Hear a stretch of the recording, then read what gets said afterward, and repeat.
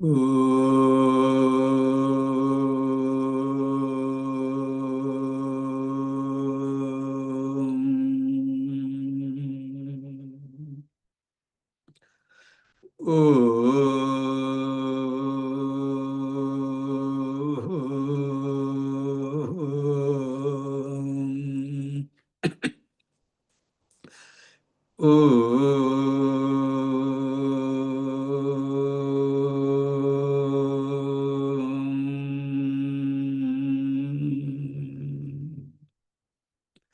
Om Shri Ganeshaya Namaha. Om Shri Saraswatyai Namaha. Om Shri Gurubhyo Namaha. Sada Shiva Samarambham Shankaracharya Madhyamam Asmadacharya Paryantam Vande Guru Paramparam. Shruti Smriti Purananam Alayam Karunalayam Namami Bhagavad Pada Shankaram Lokashankaram Samasta Jana Kalyane Niratam Karunamayam Namami Chinmayam Devam Sadgurum Brahma Vidvaram Sadgurum Brahma Vidvaram. Om Partaya Pratibodhitam Bhagavata Narayanena Swayam Vyasena Kraditam Purana Munina Madhye Mahabharatam Advaitamritavarshiniim Bhagavatim Ashtadashadhyayiniim Ambatvam Anusandadhami Bhagavad Gite Bhavatveshiniim Yam Brahma Varunendra Rudra Marutah Stunvanti Devyai Stavaihi Vedai Sangapatakramopanishadaihi Gayanti Yam Dhyanavastita Tadgatena Manasa Pashyanti Yam Yogino Yasyantam Navidusura Suraganah Devaya Tasmai Namaha Devaya Tasmai Namaha.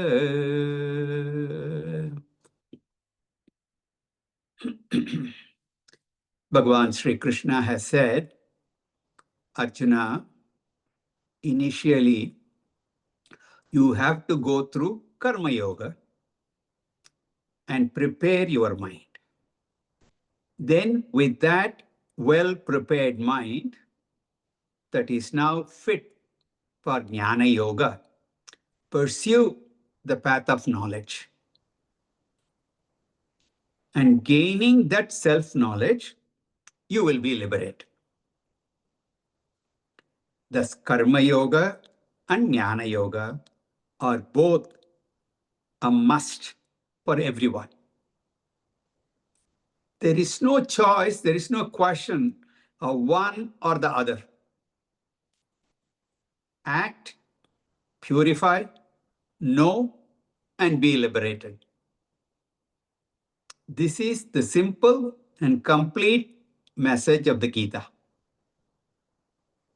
But Arjuna, due to his attachment, did not want to fight the war. And with that closed mind, he did not just get the simple, straightforward message of the second chapter. Just didn't get it. So he asked, Jayasi chet karmanaste mata buddhihi janardana tatkim karmani ghore ma niyojayasi Keshava. If knowledge is superior to action, why are you asking me to take to this terrible action? Terrible action. He further elaborated his question. Vyamishreneva vakyena buddhim mohayasiva me tadekam pada nischitya yena shreyoham apnuvam. I'm confused. Please tell me definitely what is the best for me. Action or knowledge? Tell me which one is the best shreyas for me. So now Bhagwan begins to answer that question. He elaborates, he says, Lokesmin vidhanishta, tuvidhanishta, pura prokta mayanagar, jnana yogena sankyanam, karma yogena yogina. There is the twofold path, the path of knowledge of the Sankyans and the path of action of the yogins. What is that? He will elaborate. He will further clarify on these two paths. Bhagwan was wondering, why is Arjuna insisting on giving up all actions and go away to seek knowledge? People are also fascinated by such ideas. We often hear the state of liberation, realization, is called Naishkarmya. Naishkarmya Siddhi, attainment of this Naishkarmyam. Naishkarmyam means, literal meaning is actionlessness, state of being actionless. It's a literal meaning of that word, Naishkarmyam. Now, if actionlessness is the goal, why should I do any action? Goal is not to do anything, actionless. Then why do anything? How can I reach the state of actionlessness? By acting, by performing an action.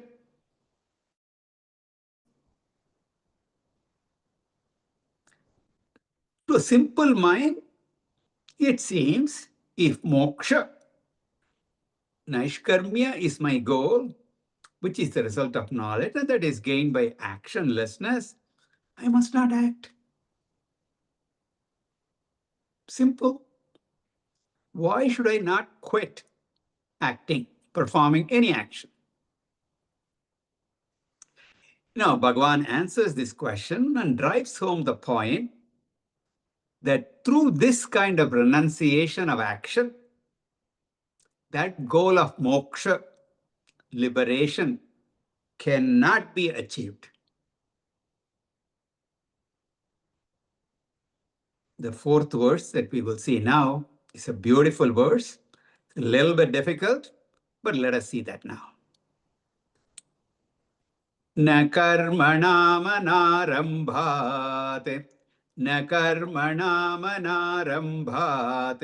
naishkarmyam purushoshnute, naishkarmyam purushoshnute, na cha sanyasanad eva, na cha sanyasanad eva, siddhim samadhigacchati.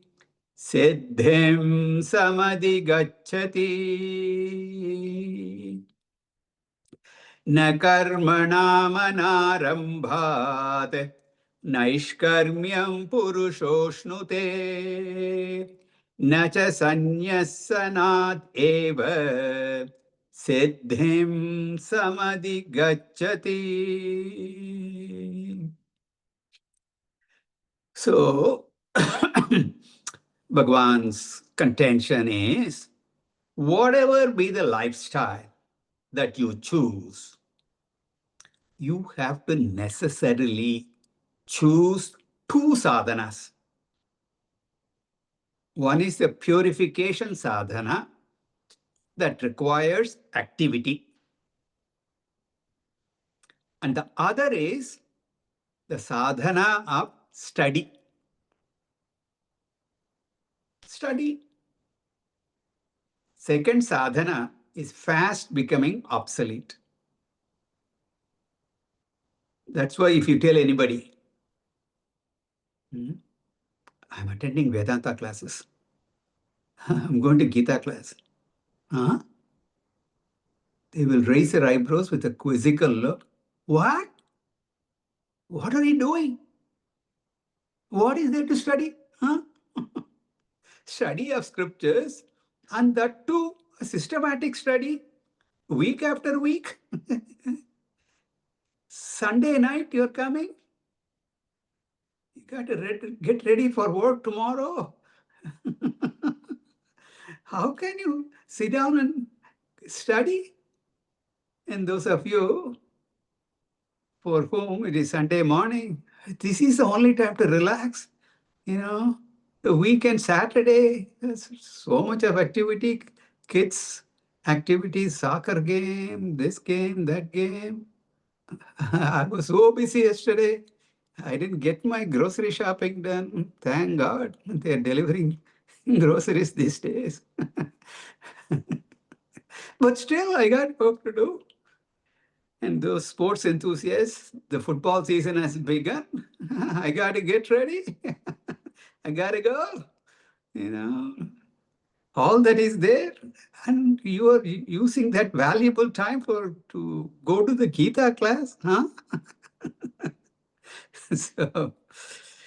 But the study of scriptures, and that too a systematic study of scriptures that requires deep thinking, is an important aspect of life. It's kind of forgotten now, and we are trying to revive that.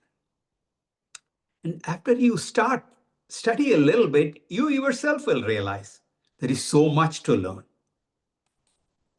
You can study your entire life and you would have barely scratched the surface of the scriptures. So much to learn. Therefore, the study, sadhana, is very important. But first, he wants to stress the importance of karma, action. Come to the importance of jnana also. All these have been indicated in the second chapter. So this is, as I said, all a commentary, elaboration of what was already mentioned in brief in the second chapter. So Bhagavan says, hey Arjuna, you should not avoid karma action, period. And for this, he gives 3 reasons why karma should not be neglected, why every one of us must perform our actions. The first reason he gives is, by avoiding action, giving up action, you cannot get moksha. You cannot cross over samsara. You cannot get that peace of mind you are seeking by running away from it all. Running away from your duties, you won't get there. Whenever we have a problem, we want to escape from that. The problem is not external, the problem is internal. An ignorant mind will suffer samsara, wherever it is. A mind with the right knowledge will enjoy peace regardless of where that person is. Problem is inside. But the biggest mistake we make it is that we think that the problem is the family, my boss, the government. Something outside is the problem, is what we think. So Sri Krishna wants to remove that notion. And therefore, he says, by giving up actions, you are not going to get moksha. So he says, karmanam anarambat, by not starting activities, by avoiding actions, by not performing your duties and responsibilities, Purushaha Naishkarmyam na ashnute. A person cannot attain this Naishkarmyam or moksha. Now, Naishkarmyam is a technical word. We need to understand that. How we get the meaning of moksha, I will explain. By renouncing action, you will not attain moksha, peace of mind, quietude, and all that. And one may get a doubt. Arjuna may get a doubt. There are so many other mantras, Upanishad mantras also there, and they say through sannyasa, moksha can be attained. Yes, there are such statements in the scriptures. That's why we say we should not study scriptures independently. It's not a do-it-yourself project. You have to study under the guidance of a guru. Because these statements that we come across in the Upanishads and in Bhagavad Gita also, they are apparently contradictory, confusing only. Here, Bhagavan says, by renunciation, you will not get moksha. There is a famous mantra, na karmana na prajaya dhanena tyage amritatva manashuhu. Tyagena eke amritatvam manashuhu. Only by renunciation, tyagena, you get amritatvam, immortality. That is said. The Upanishad, it's an Upanishadic statement, it's a Shruti Vakya. But how come you are contradicting that? You saying by sannyasa you cannot get moksha? So Sri Krishna clarifies, wherever it is said, there is moksha by renunciation, we must add one more phrase, jnana sahita tyagena eke amritatvam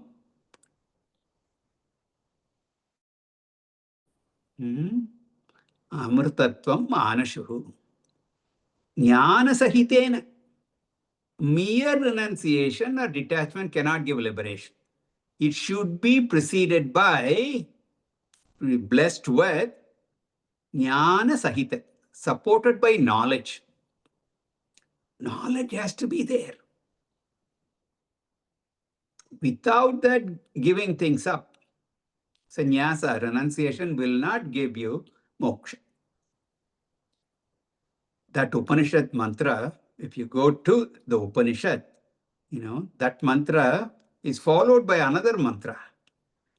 Vedanta Vijnana Sunishchitartah Sannyasa Yogat Yataya Shuddha Sattvaha Te Brahma Lokeshu Paranta Kale Paramrutat Parimucyanti Sarve.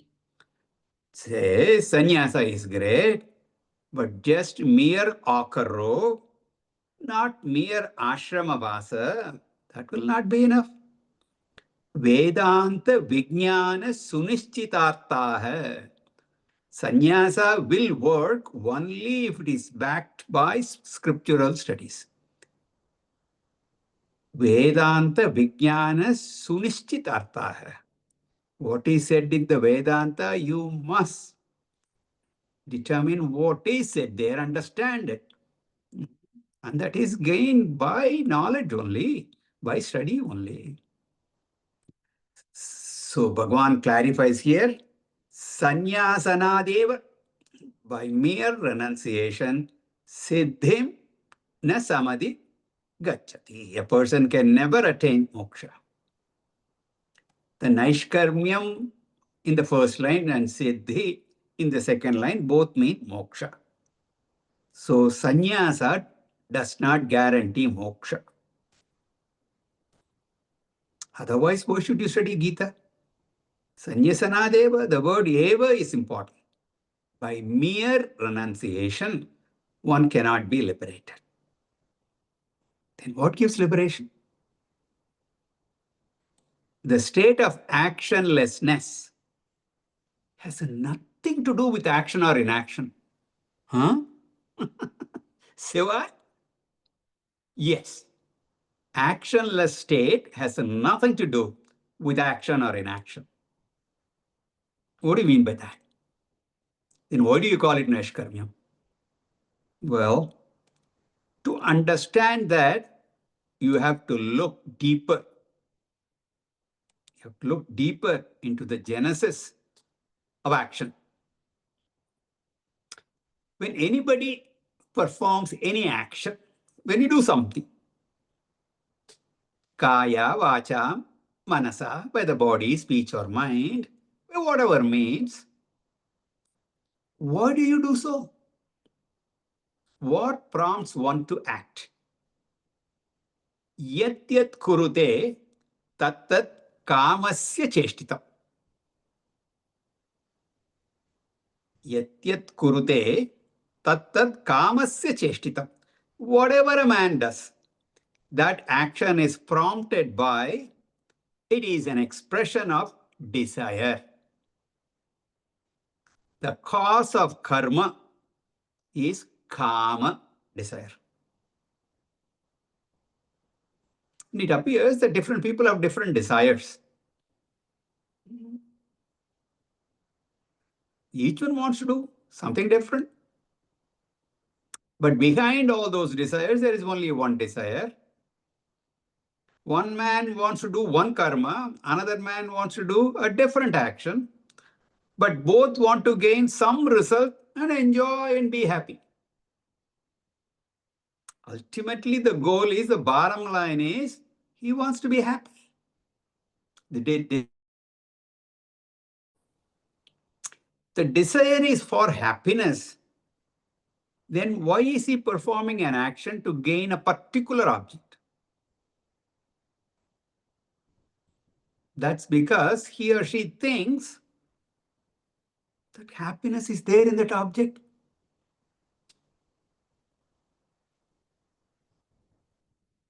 If I get that object, person, or if I go to that place, then I will be happy. Quite often, when he gets that object of his desire, oops, this is not what I wanted. Buyer's remorse is there. That shows the cause of that desire is something subtler.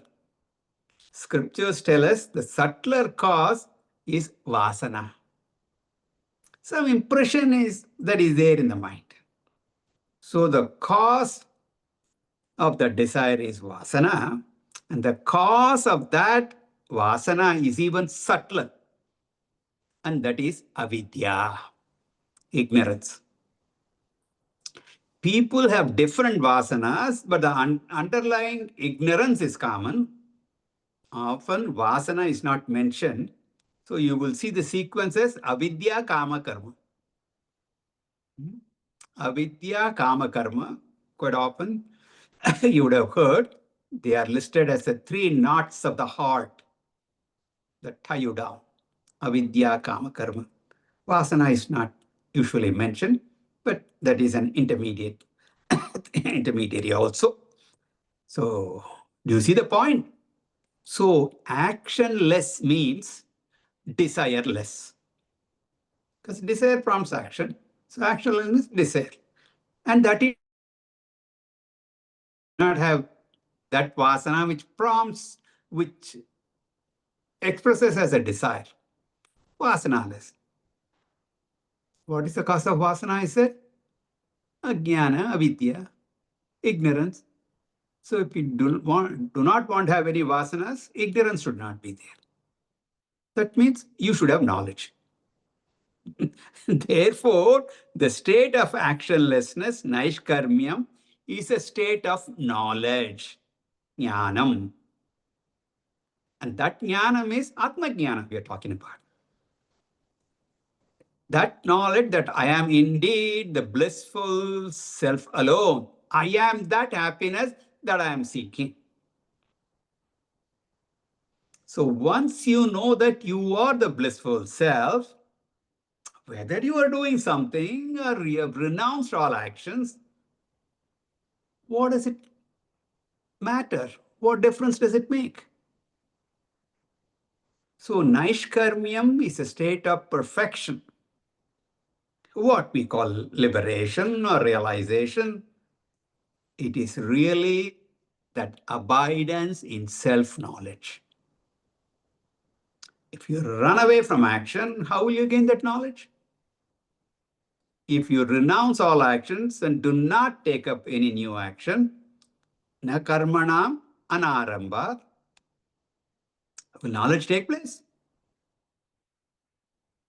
No.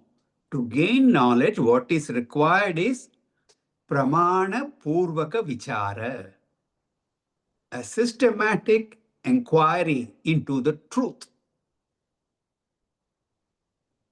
And in Bhajagovindam, Shankaracharya beautifully says, Kurute Ganga Sagara Gamanam Vrata Paripalanam Atavadanam Jnana Vihina Sarvamatena Bhajatina Muktim Janmashatena.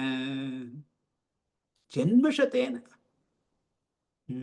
Hundreds, thousands of janma you take. Namukti, you will not get liberation. Just by doing Ganga Sagara Gamanam. Start where Gangaji starts. Come all the way, trek down 2,000 miles. Sagara Gamanam, where it meets with the sea. Great yatra. Okay. Ain't gonna do it.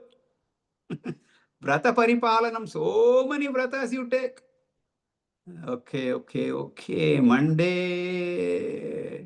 So Somavar. Okay, I do this vrata. Mangalwar. Okay, that's my birth rasi. So then Wednesday. Yeah. This is Ekadashi. Yeah. So many vratas you do. Dhanam. Okay. All right. All those are good. Okay, I'm not saying you should not do any of that, but just doing them, you are not going to get moksha. Jnana vihina, without knowledge. Bhajatina muktim janmashate.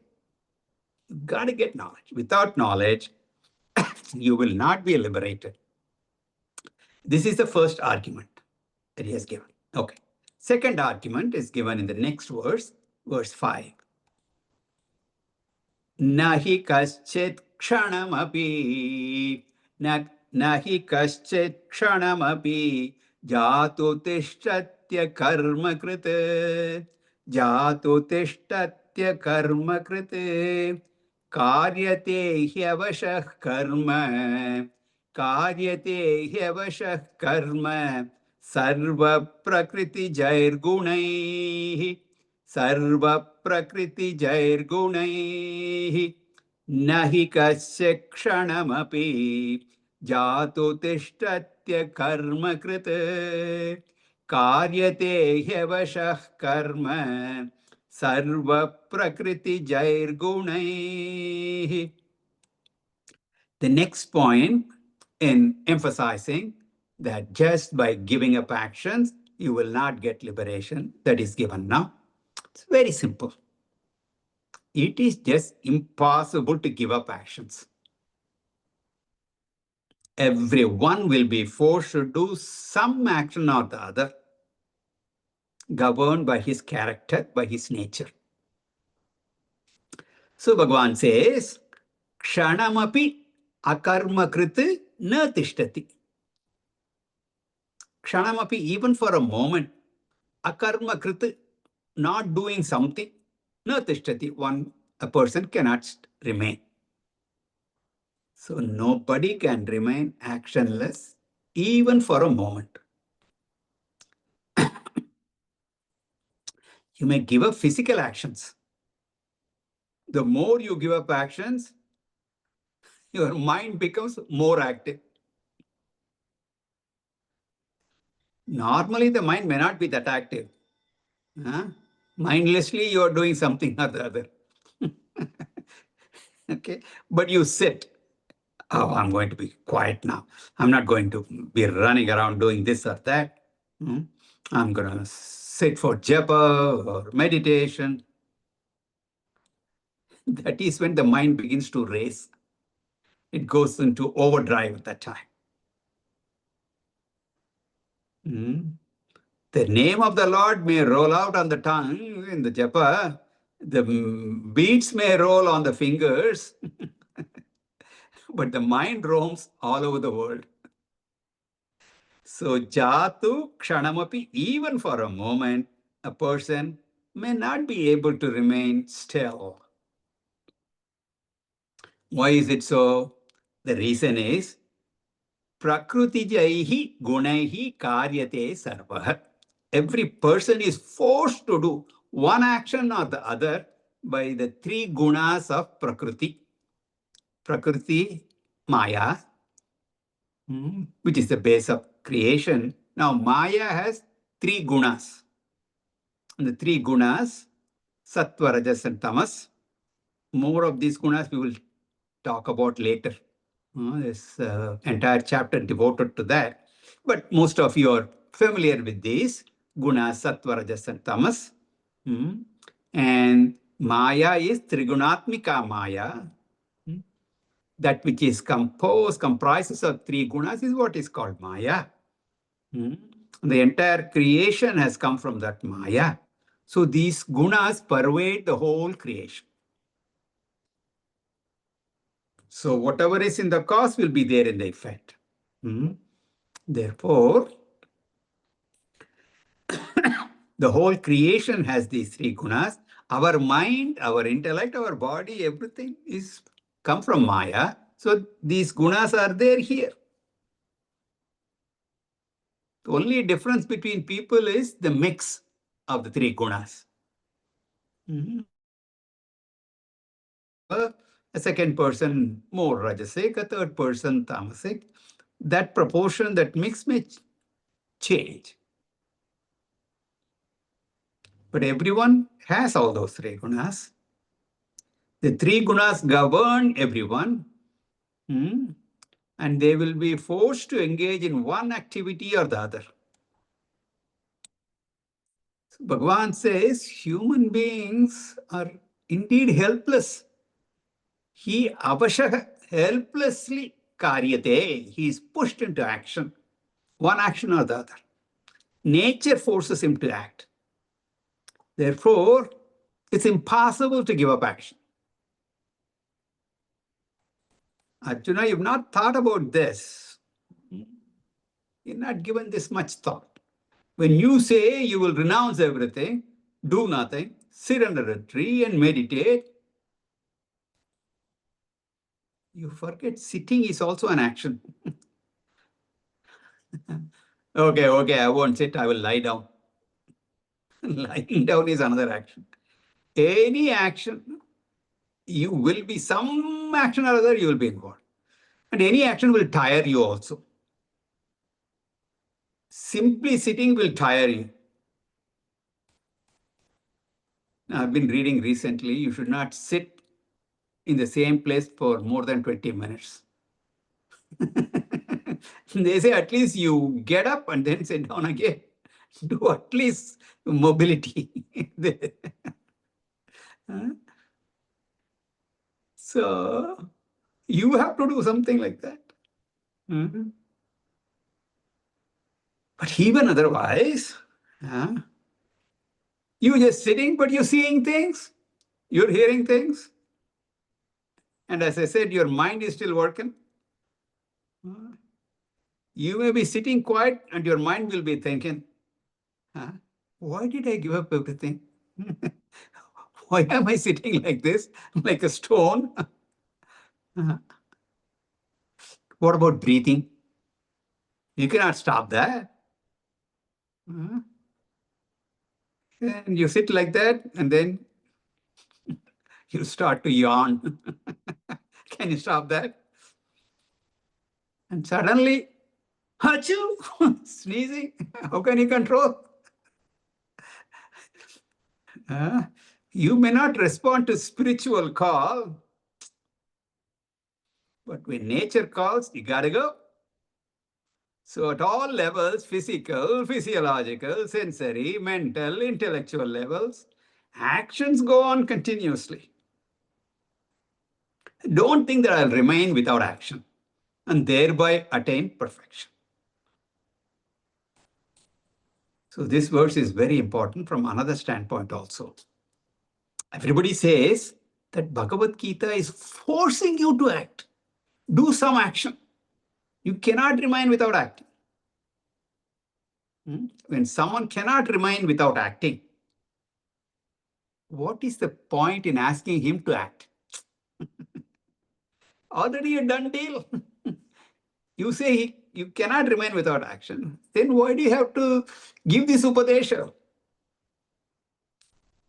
Such an instruction seems to be ridiculous, redundant, waste. Directing you to one particular path is advice. When there are alternate paths, when there is no choice but to act, what is the need for that advice to act? It's as laughable as saying, you should always breathe, okay? Or however thirsty you are, don't you drink poison? Do's and don'ts are meaningful only when there are some choices to be made. So Gita's teaching is not just that you perform actions, but which actions to perform and how to perform and why to perform. The choice lies in that, and not to do or not to do any action. Puja Gurudev jokingly says, if you do not act at all, pretty soon you will make the people around you very active. That means if you do not act, you will only die. When you are dead, everybody gets extra busy. Hare, mar gaya re. Many people jump into action. People have to be informed, arrangements for the funeral have to be done, and so on and so forth. So understand actions are unavoidable. At best, you may reduce or redirect the actions. So in Karma Yoga, Bhagavan wants us to channelize our energies. Even in meditation, do not try to stop the thoughts. Mind cannot stop the thoughts. So Vedantic meditation, which we will talk about in great detail in the 6th chapter, Dhyana Yoga, it's not to stop the thoughts, but to reduce and redirect the thought. Arjuna, you better do what you got to do. So this is the second argument. Now comes the third argument. Bhagwan gives a beautiful description to contrast two people. One who still insists, but is not going to do anything. That's one person. The other person is who performs actions intelligently. Where does each one reach and what happens to them both? Let us see. Verse 6. Karmendriyani sanyamya. Karmendriyani sanyamya. Ya aste manasa smaran. Ya aste manasa smaran. Indriyartan vimudhatma. Indriyartan vimudhatma. Mityacharasa uchyate. Mityacharasa uchyate. Karmendriyani sanyamya ya aste manasa smaran indriyartan vimudhatma mityacharasya uchyate. So the third argument that is given here is giving up actions is a highly risky proposition. Dedicate himself to Vedanta and to the pursuit of knowledge exclusively only when he has transcended the worldly pursuits and worldly desires. Everybody has certain natural needs. You might have read about this hierarchy of needs, the psychology literature, and we also have the Chaturvida Purushartha and all that. First, there is the need for survival, then comes the need for comforts, pleasures, entertainment. Then there is the need for us to be wanted, to be loved, and all that. Constantly want someone to ask me, how are you doing? We need recognition, we need appreciation, and so forth. So human mind has different levels of need, different levels of insecurity are there. So a person has to go through them and accomplish some amount of self-respect. Ego has to ripen before the ego falls. The ripening of ego and the growth of ego takes place only in the society by achieving something. If these basic needs are not fulfilled and a person renounces and sits quietly in a place, the mind will be thinking of those things only. Maybe I should have married. Maybe I should have done this. Maybe I should have done that. So the ego has not matured. It'll miss so many things in life. Because sannyasa ashrama is one in which you are trying to become self-sufficient, independent physically. If the mind is not ready for sannyasa and you take to it, so many problems. Mentally, you will be dwelling on only those worldly things. Such a life is a life of mityacharaha. Mityacharaha literally translates its bad conduct. So Arjuna, it is risky to go to sannyasa straight away. When one takes to sannyasa ashrama with nothing to do, the mind is idle. It's not going to meditate upon the self because he does not know what the self is without any adequate preparation. Without Atma Jnana, this idle mind begins to fantasize about things and he sees and he cannot do physically those things. The mind goes on imagining. The stage comes that he violates even sannyasa ashrama dharma. Mind gets deranged because of suppression. Psychologists also say suppression is more violent than violent expression. And Vedanta talks about transcending worldly desires. It's not suppressing them. Getting vairagya is growing out of worldly desires. This sannyasi has not done that. So Bhagavan calls him mithyacharaha, man of bad conduct or a hypocrite. Outside he is a Swami, declaring to the world that he thinks only of dharma and moksha. But inside he is thinking of only artha and kama. There is a split personality. Therefore he is called a mithyacharaha, a man of false conduct. Arjuna, why should you be such a mithyachara? So Bhagavan says, Karmendriyani Sanyamya. He has put all the appearance of a sannyasi. He is physically withdrawn from sense pleasures, but manasa, indriyarthan smaran. Manasa, by the mind, in his mind, is thinking up, his mind is roaming. Where? Indriyarthan, sense objects. He's cheating the world. He's cheating himself. Even if he's not trying to cheat the world and truly believes the control of senses will give him liberation, he's just cheating himself.